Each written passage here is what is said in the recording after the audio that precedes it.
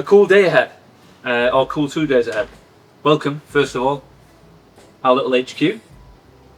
The boys have settled in, you've just come straight in and sat down, but we'll have plenty of time. The vibe over the next couple of days is going to be pretty chill, okay? We're going to do some deep work, and then we're going to break, deep work, break, okay? So it's not just going to be relentless chatting. I'm going to do very little, if I'm honest, these next 2 days. I'm going to be asking questions, offering some challenges, and I'm going to be doing a lot of observing.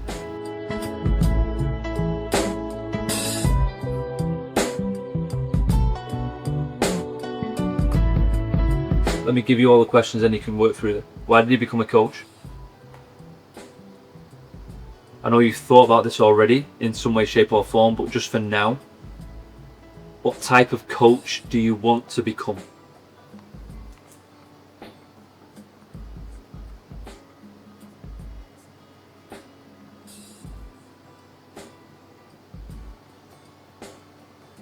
Then, what energizes you in coaching? What fills the old cup? I had always been like the captain, so like I always had like natural tendencies almost to lead and coach, like whilst on the pitch. Yep. So there was something I was always naturally not good at, but it was something I always did. So by the time I got to university, So good at it. yeah. So by the time I got to university, it was like I'd done sports science, so it was quite broad, but it was the S&C that I always enjoyed more anyway. So it just made sense to almost go into it. That's pretty much it. Yeah. Great.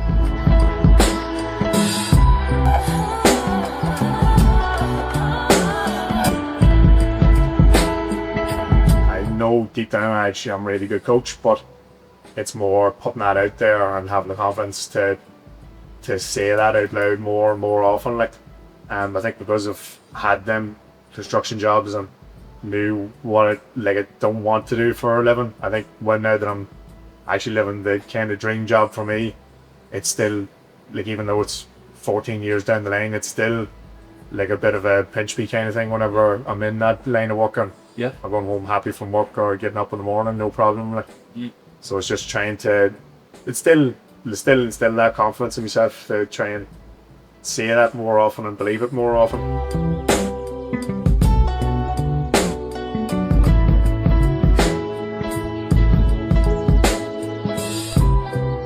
I'm not going to make excuses for everyone. There are people who come to the gym who just can't be asked, and it's enough for them to say that they come to the gym, right?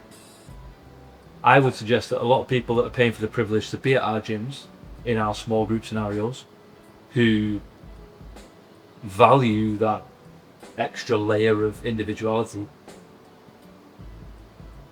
will more often than not be given as good as they can.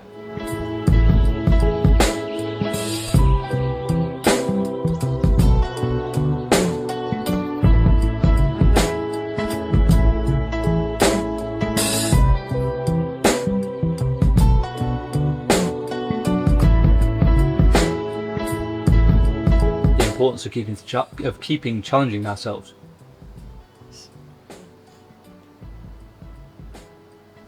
You'll have seen it, our hierarchy, philosophies, principles, practices. And what we say is, okay, we can look at it in a hierarchy and we can say that the philosophies are the bedrock. The principles are the things that enable the practice. Right? But the reality is that it works in a round, where the philosophies feed into the principles feed into the practice, but then the practice is the embodiment piece, the action, should be the feedback loop back to the philosophies to challenge them, right? So either way, is what we're doing in reality aligned with the philosophy, our values, everything that we believe in this thing? Is there an alignment piece there? So that way around. Or is the thing that we're doing actually more real, and what we've written down as our philosophies and values is actually out of whack and needs changing? And that's the challenge that I'm talking about. Whereas if we go hierarchical and we go head coach, you're going to listen to him the most because he's been around. You're never going to get any airtime or a word in edgeways because you've only been here a year. You'll get your chance. That's old school. It's also limited. the fact that you've been here a year, what does that give us as a perspective? Fresh eyes, naivety, confidence, right? Blind confidence, brilliant, bring it in. And at the same time, where you come up with something that doesn't quite fit, and we go, let's just see how that aligns with philosophies and principles. Not sure about that one. Same there, right? But we all have our time at the table.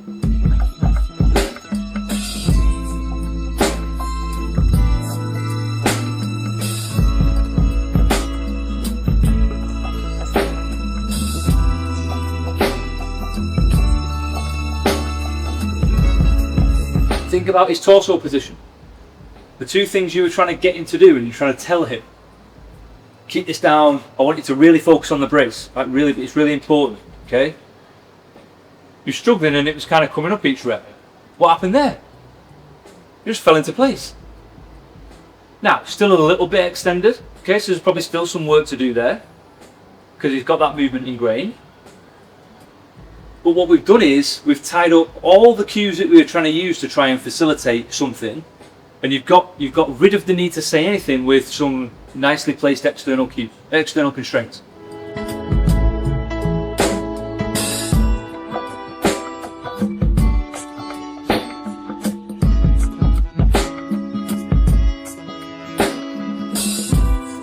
There are other scenarios as well, just to do the thing, where the gym owner is a great coach and he wants to be head coach and he brings in a business person to run the business. Yeah.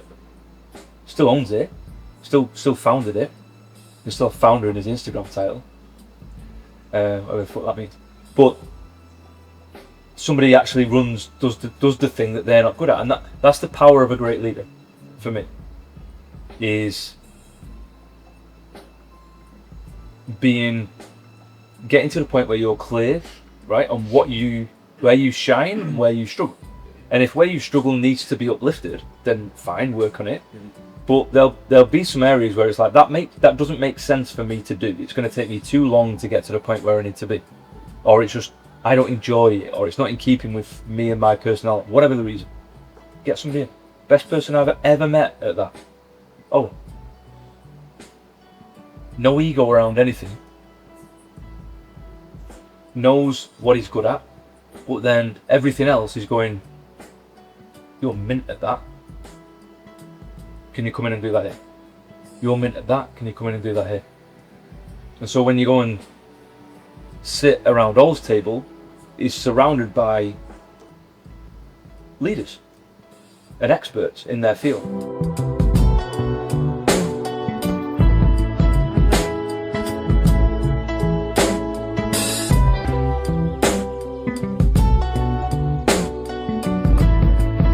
I want you to think about the things that we did yesterday, or no, I don't want you to. I invite you to think about the things we did yesterday, right? And bring them into today. But I really am going to be observing today, okay? So I will offer some thoughts after it, but I'm just going to let these things play out. So you're going to have 10-15 minutes to get people warm, give them the brief on the day, and then get them challenged.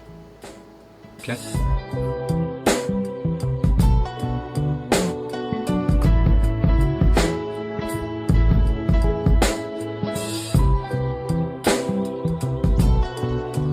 I'll be to the point, good and bad.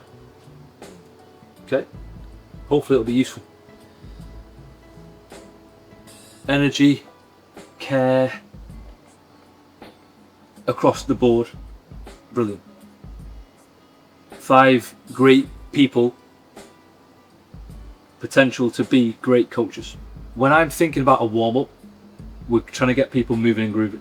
We're trying to get people in the room, trying to shift them from being in their minds to in their bodies.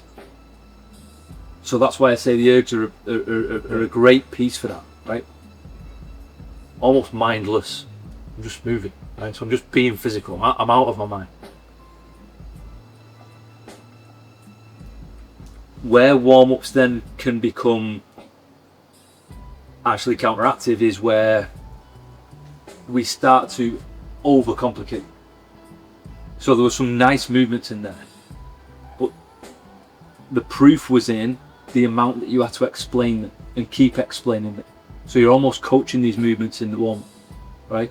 Because it's stuff that people either haven't done before or haven't refined to the point where they can just do them and warm up, right? So now you're delivering them skills where they're straight from the word go. They're like, right, okay, I've got to figure this thing out. How good is that? You're busy then coaching these warm-up movements and not figuring out where each person's up to. Yeah, see the difference in that? Yeah. So there were, as I say, there were nice movements for people who can do them, but I think they were a little bit overcomplicated for that scenario.